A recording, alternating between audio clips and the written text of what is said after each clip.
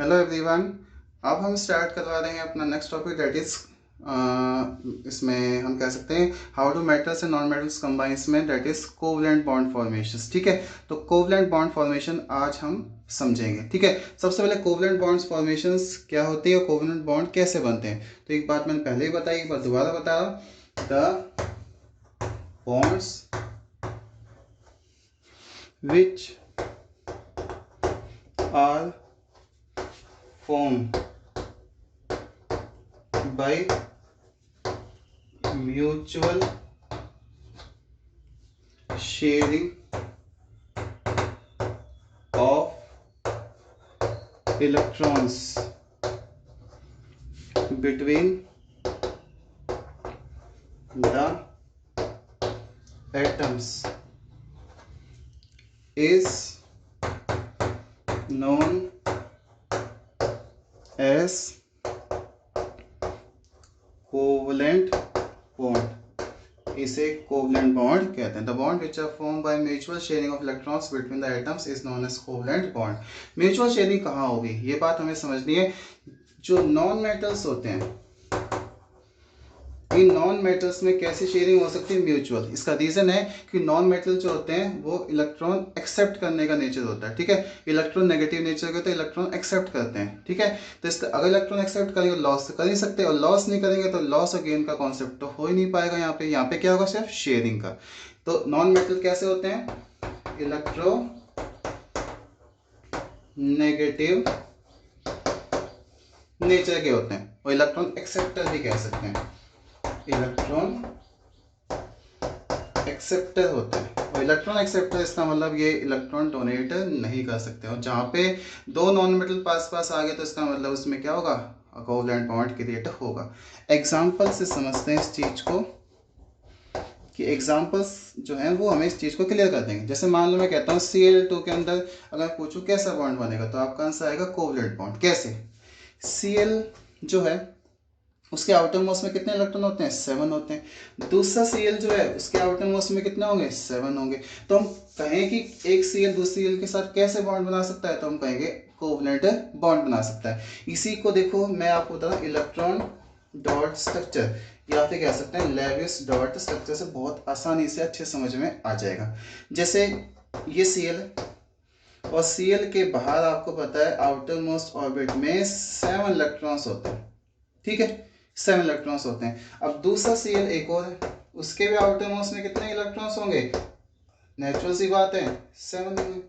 अब अगर ये एक इलेक्ट्रॉन दे दे, इसके पास तो 8 हो जाएंगे, इसके बाद तो 6 बच गए। अगर ये वाला इसको एक दे दे, इसके बाद 6 बचे, इसके पास 8 हो जाएंगे। तो ऐसा केस दोनों में नहीं हो पाएगा। ये इलेक्ट्रॉन क्या कर सकते हैं, कंप्लीट लॉस और गेन नहीं कर पाएंगे। इसका मतलब क्या करेंगे, शेयरिंग करेंगे। और शेयरिंग करते समय जितने इलेक्ट्रॉन्स आपस में शेयर होते हैं, जैसे इसने इसके पास 7 थे, एक इसने इसका शेयर कर लिया, और इसके पास 7 थे, इसने इसका शेयर कर लिया। ठीक है, तो अब देखो इसके पास भी 8 हो गए, 1 2 3 4 5 6 7 और एक 8 हो गए। इसके पास देखिए तो 1 2 3 4 5 6 7 और 8, तो इस तरह के दोनों के बीच में 8 इलेक्ट्रॉन्स हो गए, और 8 का स्टेबिलिटी आ गई।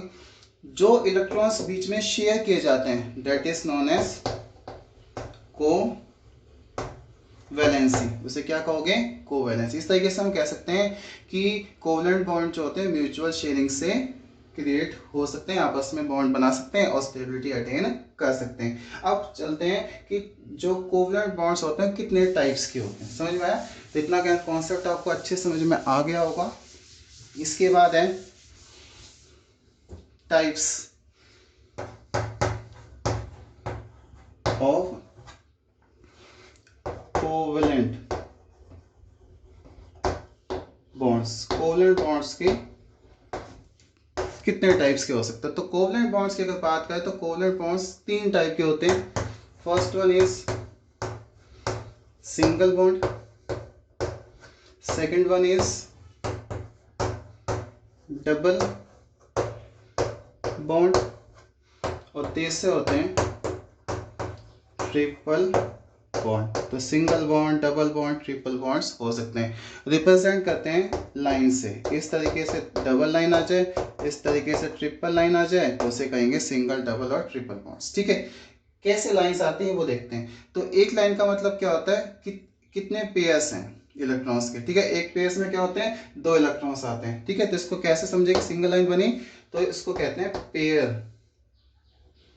पेयरिंग, पेयरिंग से, पेयरिंग ऑफ इलेक्ट्रॉन्स, ठीक है।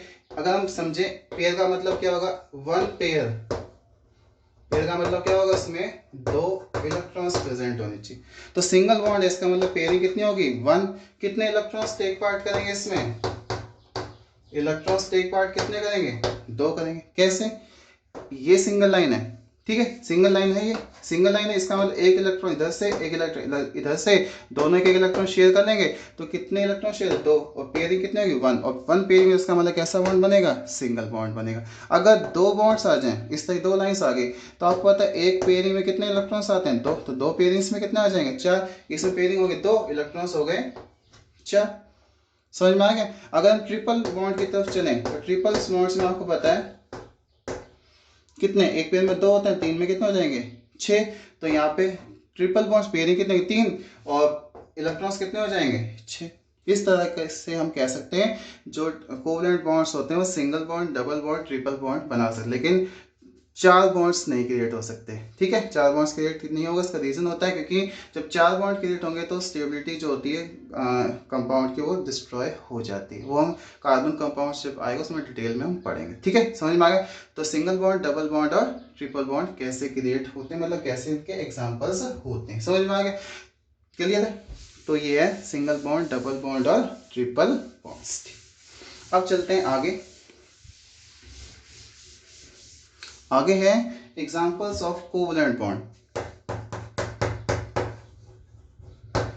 Examples of covalent bond. Covalent bonds के एग्जाम्पल्स कौन कौन से होते हैं। सबसे पहला एग्जाम्पल मैं आपको बता रहा हूं, हाइड्रोजन गैस का एग्जाम्पल। हाइड्रोजन गैस का मतलब क्या फॉर्मूला होगा, H2। अब H2 कैसे क्रिएट होगा, ठीक है। अगर हाइड्रोजन एटम की बात करें तो एक हाइड्रोजन एटम ये ना, एक हाइड्रोजन एटम ये ना, और आपको पता है हाइड्रोजन एटम नंबर 1 होता है, इसका मतलब इस पे डॉट कितने आएंगे, लेविस डॉट स्ट्रक्चर में 1, इसके बाद भी कितने आएंगे, 1 आएंगे।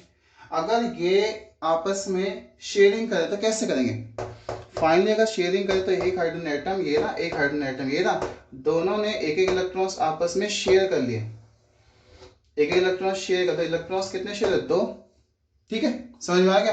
एक इलेक्ट्रॉन शेयर कर लिया, इसमें कोवैलेंसी जो होगी वो 1 ही होगी, आप ये मत सोचना कि इसमें 2 होगी, क्योंकि एक इलेक्ट्रॉन ही शेयर होता है, इसलिए कोवैलेंसी कितनी होगी इसकी, 1। कोवैलेंसी जो होगी इसमें 1 होगी, ठीक है। तो एक इलेक्ट्रॉन शेयर हो गया, और इसमें अब आपको पता है कि हाइड्रोजन जो होता है उसके आउटर मोस्ट में एक इलेक्ट्रॉन एक और लेके वो किसके बराबर पहुंच जाता है, नोबल गैस कॉन्फ़िगरेशन, इसलिए एक इलेक्ट्रॉन और शेयर कर सकता है। तो ये लेविस डॉट स्ट्रक्चर से। दूसरा एग्जांपल देखो, इसमें ये केस होता है कोवलेंट बॉन्ड का, that is chlorine. Chlorine gas में, क्लोरीन मॉलिक्यूल्स में भी कह सकते हैं, ठीक है। Cl2 फॉर्मूला होता है। तो एक Cl ये ना, एक Cl ये ना, और Cl के बाद आपको पता है कितने इलेक्ट्रॉन्स होते हैं, 7 होते हैं। ये हो गए भाई 7 इलेक्ट्रॉन्स इसके, और 7 इलेक्ट्रॉन्स इसके, हो गए। अब ये दोनों क्या करेंगे, आपस में शेयर करेंगे, तो Cl ये ना, एक Cl ये ना, ठीक है। इसके पास कितने इलेक्ट्रॉन थे, 7 थे। मैंने इसके 7 इलेक्ट्रॉन्स इस तरीके से रिप्रेजेंट कर दिए, ठीक है। इसके भी 7 इलेक्ट्रॉन्स आप देख लो कैसे मैं थोड़ा सा चेंज कर दिया है, वो क्यों किया है, रिप्रेजेंटेशन को मोर सिंपल बनाने के लिए। तो क्या होगा, इसने यहाँ से यहाँ शेयर कर लिया, और इसने यहाँ से यहाँ शेयर कर लिया, तो देखो बीच में इलेक्ट्रॉन्स कितने हो गए, शेयर हो गए। इस केस में भी कोवैलेंसी कितनी होगी, 1। तो इस केस में कोवैलेंसी कितनी होगी, 1 होगी। ये चीज़ भी याद रखना, क्योंकि एक इलेक्ट्रॉन ही शेयर हो रहा है। तो इस तरीके से Cl2 के बीच में कैसा बॉन्ड बनेगा, हम कहेंगे कोवलेंट बॉन्ड बनेगा, समझ में आ गया। दूसरा एग्जांपल करते हैं HCl का, ठीक है। तो तीसरा एग्जांपल है हाइड्रोजन क्लोरीन, हाइड्रोजन क्लोराइड, ठीक है। तो HCl का एग्जांपल देखते हैं। तीसरा है HCl। आपको पता है H में कितने इलेक्ट्रॉन्स होते हैं, 1 होते हैं, और Cl के अंदर कितने होते हैं, 7, ठीक है। Cl में कितने होंगे 7। अगर ये पास पास आते हैं म्यूचुअल शेयरिंग करेंगे तो कैसे करेंगे, हाइड्रोजन ये 2 इलेक्ट्रॉन्स इस तरीके से रिप्रेजेंट कर, एक Cl इसके बाहर कितने दिखा दोगे 6 और एक जो है कॉमन हो जाएगा। तो इस तरीके से ये शेयरिंग हो गई और इस तरीके से हाइड्रोजन की शेयरिंग हो गई। तो इस समय यहाँ भी कितने आ गए, एक इलेक्ट्रॉन शेयर और कोवैलेंसी कितनी होगी 1 होगी। कोवैलेंसी जो 1 हो और बीच में जो ये बॉन्ड बनेगा उसे क्या कहोगे, कोवैलेंट बॉन्ड। ठीक है, और आप थोड़ा सा और ध्यान से देखें तो इसमें एक इलेक्ट्रॉन शेयर और पेयर कितने हो रहे हैं, एक। इसका मतलब इसमें कौन सा बॉन्ड बनेगा, सिंगल बॉन्ड बनेगा। इसमें कौन सा बॉन्ड बनेगा, सिंगल बॉन्ड क्रिएट हो। समझ में आ गया। अब कुछ एग्जांपल्स डबल और ट्रिपल बॉन्ड्स के और देख लेते ताकि हमें जो कॉन्सेप्ट है वो क्लियर हो जाए। ठीक है, तो फोर्थ एग्जांपल है ऑक्सीजन का। ठीक है, तो ऑक्सीजन मॉलिक्यूल की तरफ चलते हैं। फोर्थ एग्जांपल की तरफ, ऑक्सीजन मॉलिक्यूल। ठीक है, फॉर्मूला होगा O2। इसको छोड़ के बेटा एक और एग्जांपल जैसे CO2, उसमें भी क्या होता है, हम कहते हैं डबल बॉन्ड्स क्रिएट होते हैं। ऑक्सीजन का एग्जांपल मैं आपको बताया, एक ऑक्सीजन ये था, एक ऑक्सीजन एटम ये था। ऑक्सीजन के बाहर कितने इलेक्ट्रॉन्स होते हैं, आउटर मोस्ट में 6 होते हैं, 6 हो गए। इसके बाहर भी कितने होंगे, 6 होंगे, हो गए इसके बाद 6। अब क्या होगा, ये एटम स्टेज में है और ये भी एटम स्टेज में, हो गया। अब ये दोनों एटम्स पास पास आ जाएंगे। किसके एटम है, ऑक्सीजन के एटम। तो पास पास अगर आते हैं, दोनों आपस में जुड़ते हैं, तो एक ऑक्सीजन का एटम ये था, एक ऑक्सीजन का एटम ये था। कितने इलेक्ट्रॉन्स आपस में शेयर कर सकते हैं, 1। आपस में शेयर करने के लिए इनको चाहिए 2 इलेक्ट्रॉन्स। ठीक है, 2 यहाँ दे जाएंगे, हो गए। और ऐसे ही यहाँ पे, यहाँ पे अब क्या होगा, ये 2 इलेक्ट्रॉन शेयर कर लेंगे और ये भी 2 इलेक्ट्रॉन शेयर कर लें। तो पेयर्स कितने बने, पेयर तो बने इसमें 2। इलेक्ट्रॉन्स कितने शेयर हुए, इलेक्ट्रॉन शेयर हुए, टोटल इलेक्ट्रॉन्स जो इसके अंदर प्रेजेंट है वो कितने हैं, 4 हैं। इसका मतलब जो बॉन्ड बनेगा वो कैसा बनेगा, डबल बनेगा। समझ में आ गया। तो ऑक्सीजन डबल बॉन्ड ऑक्सीजन, इस तरीके से ऑक्सीजन में डबल बॉन्ड क्रिएट हो सकता है। समझ में आ गया। इस तरीके से अगर हम CO2 का देखें, CO2 में कैसा बॉन्ड होते हैं, डबल बॉन्ड होते हैं। ऑक्सीजन का मैं सीधा स्ट्रक्चर आपको बता देता हूँ, ऑक्सीजन में डबल बॉन्ड कैसे CO2 में कैसे होता है। तो CO2, ठीक है, डायरेक्ट फॉर्मेशन से बता रहा हूँ कि दोनों तरफ क्या होगा, एक ऑक्सीजन इधर, बीच में कार्बन और इधर भी क्या होगा ऑक्सीजन। इस तरीके से CO2 का फॉर्मेशन हो जाएगा। इलेक्ट्रॉन डॉट में देखें तो ऑक्सीजन जो है ये यहाँ पे 2 इलेक्ट्रॉन्स, यहाँ पे कितने आ जाएंगे, 4 आ जाएंगे। यहाँ पे कार्बन है, फिर यहाँ पे कितने इलेक्ट्रॉन्स आ जाएंगे, 4 ऑक्सीजन आ जाएगा। ऑक्सीजन के बाहर कितने आ जाएंगे, 6 आ जाएंगे। इस तरीके से तो ऑक्सीजन क्या करेगा, ये 4 इलेक्ट्रॉन्स, 2 इलेक्ट्रॉन शेयर के हो गए 8, और इधर ऑक्सीजन के इधर के भी 8 हो गए, और बीच वाले कार्बन के कितने हो गए, 8 हो गए। इस तरीके से हम कैसा CO2 में कैसा बॉन्ड बनेगा, डबल बॉन्ड, और ये भी कैसा होगा, कोवैलेंट कंपाउंड होगा। समझ में आएगी। इस तरीके से हम CO2 और ऑक्सीजन मॉलिक्यूल्स में कैसे बॉन्ड बनेंगे, डबल बॉन्ड्स क्रिएट होंगे। अब चलते हैं एक एग्जांपल ट्रिपल बॉन्ड का। ठीक है, तो फिफ्थ एग्जांपल है दैट इज ट्रिपल बॉन्ड कैसे क्रिएट होते हैं। तो इसमें एग्जांपल आएगा नाइट्रोजन। फिफ्थ एग्जांपल है नाइट्रोजन। नाइट्रोजन मॉलिक्यूल्स का, ठीक है, नाइट्रोजन मॉलिक्यूल्स मतलब N2। ठीक है, N2 में कैसा हुआ, ट्रिपल बॉन्ड क्रिएट होता है। देखो ये नाइट्रोजन है, ये दूसरा नाइट्रोजन एटम, ये इसका नाइट्रोजन का एटम है और ये भी नाइट्रोजन का एटम। और नाइट्रोजन के आउटर मोस्ट में कितने इलेक्ट्रॉन्स होते हैं, 5, 1 2 3 4 5।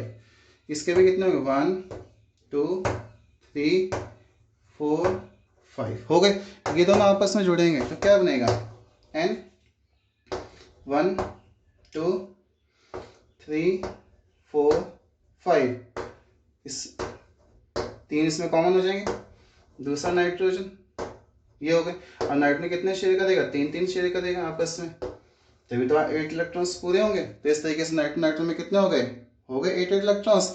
इसके बीच में कितने पेयर्स बने, पेयर की बात करें तो पेयर बने 3, इलेक्ट्रॉन्स कितने हुए इसमें टोटल, इलेक्ट्रॉन्स हो गए 6, तो बॉन्ड कितने बनेंगे,